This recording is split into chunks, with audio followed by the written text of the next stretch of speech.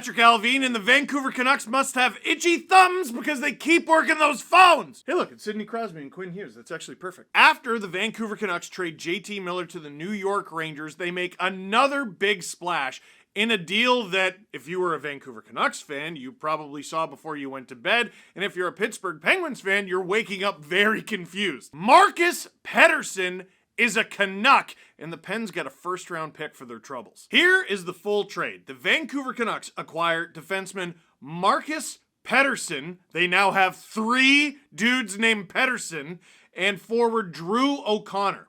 In exchange for Danton Heinen, Vinny Desharnais, Melvin Fernstrom, prospect, 3rd-round pick from 2024, and a 2025 first-round pick from the Rangers. So, there's a lot to keep up with, and this might be confusing. The Vancouver Canucks just got a first-round pick from the New York Rangers in the JT Miller deal. It is a protected first-round pick. They have already pitched that first-round pick out the door. In Marcus Pettersson, the Canucks get, first of all, their 3rd Pettersson. The Canucks have Elias Pettersson, the forward, Elias Pettersson, the defenseman, and now Marcus Pettersson, the defenseman. So to anyone doing play-by-play for any Canucks games, good luck. But seriously, Marcus Pettersson is a pretty good defenseman, kind of underrated. He makes just a hair over $4 million against the cap. The actual number is $4.025, $175. What? I know Kyle Dubas didn't sign that deal, but that's very Kyle Dubas. Now, we don't know what the Vancouver Canucks' plans with Marcus Pettersson are. They could easily flip him, and any team I think will be lining up to get the guy. He is a very lanky defenseman. He's only 175 pounds, or that's what he's listed at, but he's 6'5". The Edmonton Oilers describe Vinny Desharnais, who we'll get to a little later, as Seaweed Man. I think Marcus Pettersson might be actual Seaweed Man. Decent offensive capabilities, good underlying numbers, and a guy who's been in the league for a long time. He was a 2nd-round pick in 2014, which is now over a decade ago. Let's all melt. Here's what I like about this for the Vancouver Canucks. If Marcus Pettersson wants to stay there, he's good. Good. You need help on D. That's great news. Extend him. If he doesn't want to stay, it's not a disaster. Listen, as poorly and as sideshowy as the Vancouver Canucks season has gone, they have a very realistic shot at making the Stanley Cup playoffs this year. They did pretty well in the Stanley Cup playoffs last year. Why blow the whole thing up as it's been rumored they're trying to do? Rumors have been flying, like I've heard JT Miller, he obviously got traded. Elias Pettersson, we'll see what happens there. And then they'll only have 1 Elias Pettersson and 2 Petterssons altogether. I've heard Besser stuff. I've heard Demko stuff. The Quinn Hughes getting mentioned by Jim Rutherford at all is terrifying, even if it's in the context of, I don't want to trade him. Yeah, he's going to win the Norris again. Of course you don't want to trade him. Why'd you even bring him up? If the Canucks pull the chute on this season, they have until March 7th. That's when the trade deadline is. If things obviously aren't working out, he's obviously not going to stay, the Canucks could trade Pettersson at the deadline for a pretty decent fee. Like, for example, the Rangers' first-round pick. Which is why I don't think the Canucks got Pettersson to flip him. I think they got Pettersson to... It's so weird saying Canucks and Pettersson, and I'm not talking about Elias. The Canucks got Marcus Pettersson to keep him. That's my guess. Pure guess. The Canucks also get Drew O'Connor, who has 6 goals, 10 assists for 16 points in 53 games this season. 26-year-old forward, he's a pending UFA as well. We'll see if they keep him or flip him. But here's what this trade is in terms of money. The Vancouver Canucks take on more cap hit for this season, but they trade guys who have years left on their contract for a little bit less money. Basically, the Canucks save money in the long term, but they take on a little bit of cap right now. I don't want to make everything about the Leafs, but there's so many fingerprints on this deal that make me go, yeah, that's a Kyle Dubas move for sure. We've seen him do stuff like this before. Oh, okay, I'll take on money now, but you got to take money down the road, or I'll be on the other end of that. And there's elements of this trade that remind me of the Jake McCabe trade from Chicago to Toronto, except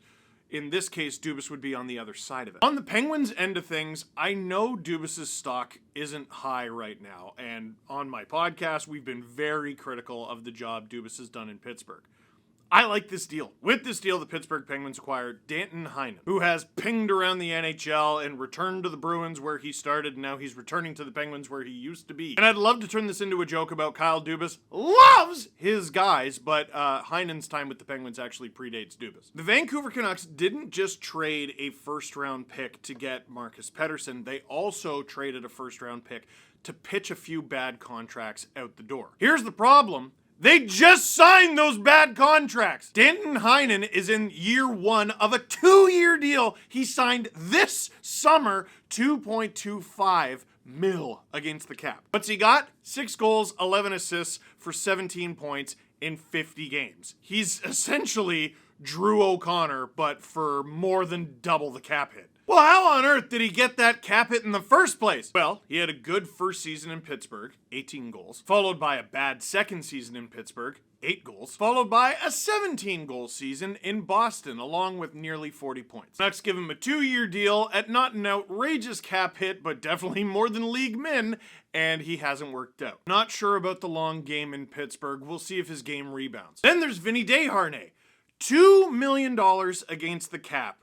Year 1 out of 2. He signed the deal this past summer! The towering defenseman wasn't even an everyday defenseman for the Edmonton Oilers, good as they were last year, and he found a multi-year, multi-million-dollar contract in Vancouver, only to be traded before Valentine's Day. Now, I actually don't mind this acquisition for Pittsburgh because I think this is a defenseman they'll actually use. The Penguins have a lot of guys back there who can move the puck. The problem they've had is keeping the puck out of their own net, and this might help their goalies out a bit. We'll see. A lot of people don't like those brutish zero offense defensemen, but like you need them in some situations. Pittsburgh spends too much money on their decor for it to be as bad as it is. Vinny Desharnais might be able to help that situation, but losing Marcus Pettersson in the process won't. So do the Penguins get better now with this trade?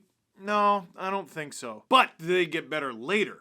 Yeah, I definitely think so. They got an 18-year-old prospect named Melvin Fernstrom, and he is thoroughly a prospect. This isn't a, oh yeah, he's 24. No, he's not a prospect. Fernstrom was actually just drafted in June by the Vancouver Canucks. The Canucks love getting guys in the summer of 2024 and immediately firing them out the door. He's a forward. Scott Wheeler from The Athletic does a lot of prospect stuff. He said, Penguins fans, Melvin Fernstrom was my 6th ranked Canuck prospect, would slot 11 to 15 somewhere in the Pens pool, though. So that's not the greatest news because, I mean, that he's pretty far behind in the Penguins prospect pool. But the good news is he's kind of far behind in the Pens prospect pool. Kyle Dubas and the Pittsburgh Penguins got a lot of grief for not getting a first-round pick for Jake Gensel last year, which still looks wild. But some of the prospects they got in the Jake Gensel deal, even though they weren't first-round picks, have looked pretty good in the American League this year. Vasily Ponomarev, he got a 3-game cup of coffee with Pittsburgh. He didn't get any points, but in the AHL this year, in nearly 30 games, he's been close to a point a game. I know it's the AHL, but that's better than a kick in the pants. Billy Koivunen, another prospect the Penguins got in that deal,